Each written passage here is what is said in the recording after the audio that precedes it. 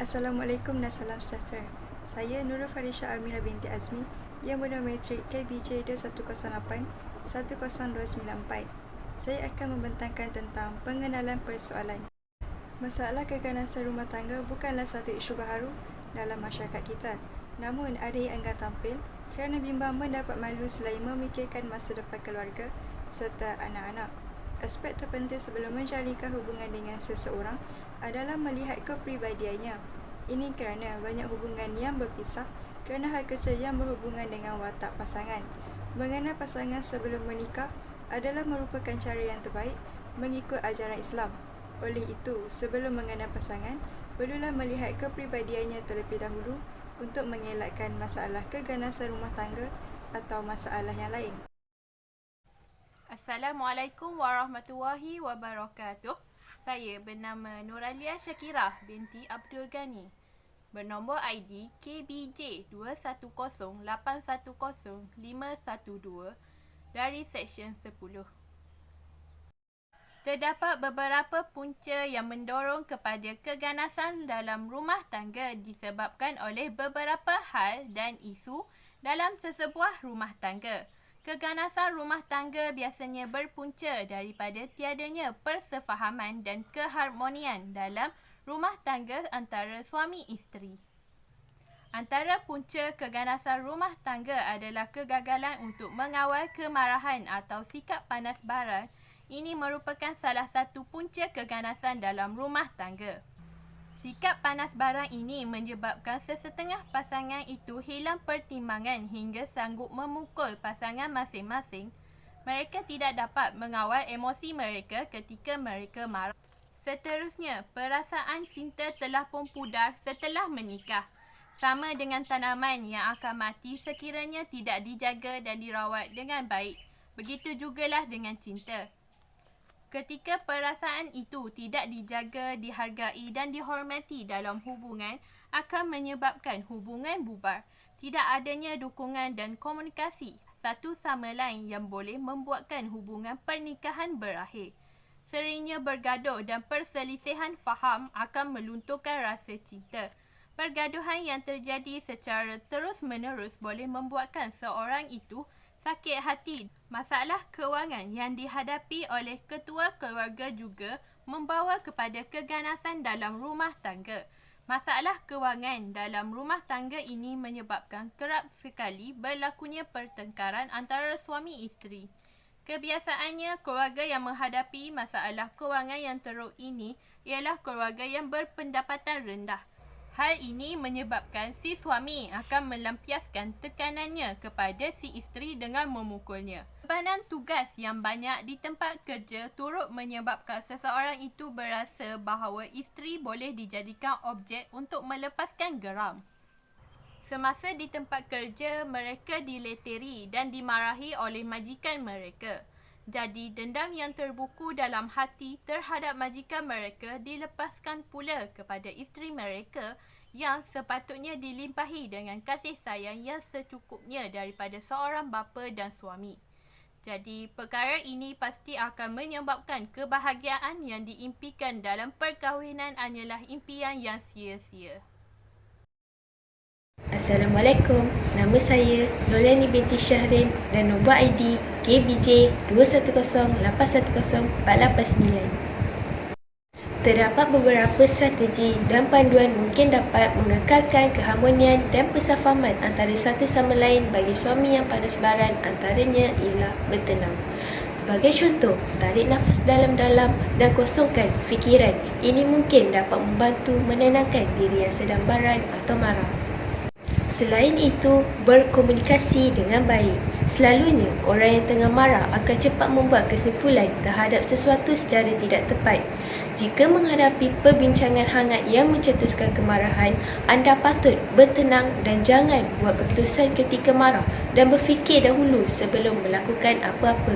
Jadilah pendengar yang baik pada perkara-perkara yang menyebabkan kemarahan. Justru luang masa untuk diri sendiri.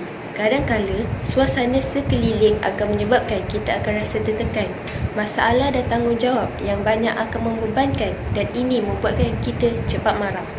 Oleh itu, sebagai suami panas baran atau cepat marah, mestilah luangkan masa untuk diri sendiri. Pergilah melancong untuk memperbaharui mood. Akhir sekali, bayangkan sesuatu yang menggembirakan. Ketika marah, pejamkan mata dan bayangkan anda sedang berada di sebuah pulau percutian bersama insan tersayang. Jika tidak mengizinkan, biarkan fikiran anda melayang jauh ke tempat yang membuatkan anda rasa seronok. Kaedah ini amat berkesan untuk memberikan ketenangan dan mengurangkan rasa marah anda. Assalamualaikum warahmatullahi wabarakatuh.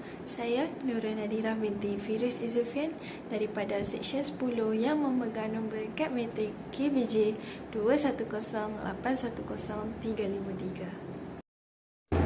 Bagi mengekalkan keharmonian rumah tangga, suami isteri perlu sama-sama tahu cara untuk mengukuhkan dan menambah kemanisan dalam hubungan mereka. Sekiranya kasih sayang terasa semakin pudar, cepat-cepatlah pulihkan. Berbincanglah jika dirasakan ada perkara yang tidak kena. Kalau tidak tahu atau tiada ilham untuk menyuntikkan kemesraan, bertanyalah kepada rakan atau anak. Jangan malu tidak bertempat. Sangat menyedihkan apabila masyarakat kini seringkali menyuarakan rasa malu untuk berkasih sayang, terutamanya apabila di depan anak. Walhal ianya sangat penting dalam melahirkan zuriat yang mempunyai sifat penyayang. Tidak salah untuk kekal berpegangan tangan apabila keluar bersama keluarga, bercakap dengan lemah lembut dan tidak akan timbul istilah buang tabiat, kerana itu sebenarnya adalah cara tepat yang perlu diamalkan setiap pasangan suami isteri. Walaupun semakin meningkat usia, sangat menyedihkan apabila melihat ramai pasangan yang menunjukkan kasih sayang itu pada awal perkahwinan dan semuanya berubah apabila usia semakin meningkat. Keharmonian dan kelakuan romantis suami isteri sangat memberi kesan dalam pembentukan kepribadian anak selain emosi pasangan itu sendiri. Siapa kata perkara ini tidak ada kesan? Amat penting untuk setiap suami isteri mengamalkan kelakuan romantis kerana ia sekaligus menimbulkan emosi gembira kepada diri masing-masing. Pada masa sama, sekiranya kedinginan hubungan itu dibiarkan, ia bakal mendatangkan masalah yang boleh meruntuhkan bahtera perkahwinan itu. Hubungan manis ibu bapa juga boleh memberikan kesan positif kepada anak yang sedang membesar kerana tidak langsung akan melahirkan generasi penyayang dan penuh dengan sifat positif. Jika ia berlaku dalam perkahwinan anda, usah bersedih. Inilah masanya untuk berubah dan perubahan ini tidak boleh hanya dari sebelah pihak. Suami dan isteri mesti sama-sama sanggup melakukan perubahan positif untuk menjadi pasangan yang lebih romantis. Usah malu untuk menunjukkan hubungan yang mesra di depan anak kerana mereka juga turut akan rasa bahagia apabila melihat ibu bapa sentiasa bergurau sendam. Kita sepatutnya rasa lebih malu jika anak melihat sikap kedinginan dan acuh tidak acuh kepada pasangan. Hubungan suami isteri yang dingin juga membuatkan anak kurang selesa ketika bersama seisi keluarga. Assalamualaikum dan salam sejahtera. Nama saya Nur Syazwana Adriana binti Encik Muhammad Noor yang memegang kad matrik KBJ 2108-10522 daripada kos Pendidikan Awal Kanak-kanak. Kesimpulannya, isu keganasan rumah tangga ini merupakan satu jenayah yang boleh mengakibatkan suatu institusi keluarga itu musnah. Tekanan daripada individu yang terbabit seperti suami yang panas baran akibat banyak punca menyebabkan berlaku keganasan rumah tangga. Jika perkara ini dapat dibendung, maka tidak mustahil kes ini akan berkurangan dan pada akhirnya tidak lagi kedengaran di dada-dada akhbar dan media massa seperti media sosial. Untuk mencapai matlamat yang diinginkan ini, semua pihak seperti masyarakat, pihak berkuasa dan kerajaan haruslah bekerjasama dan bersatu padu bagi memastikan langkah-langkah yang dilaksanakan untuk mengatasi masalah ini akan berjaya. Oleh itu, sebelum kes ini mengorbankan banyak lagi nyawa manusia, semua pihak perlulah sedar akan kesannya dan bersama-samalah kita membanterasnya agar tiada lagi yang menjadi mangsa yang seterusnya. Sekian sahaja dari kami. Terima kasih. Sekian, terima kasih. Sekian, terima kasih. Sahaja daripada saya. Sekian, terima kasih. Setakat ini saja daripada saya. Sekian, terima kasih.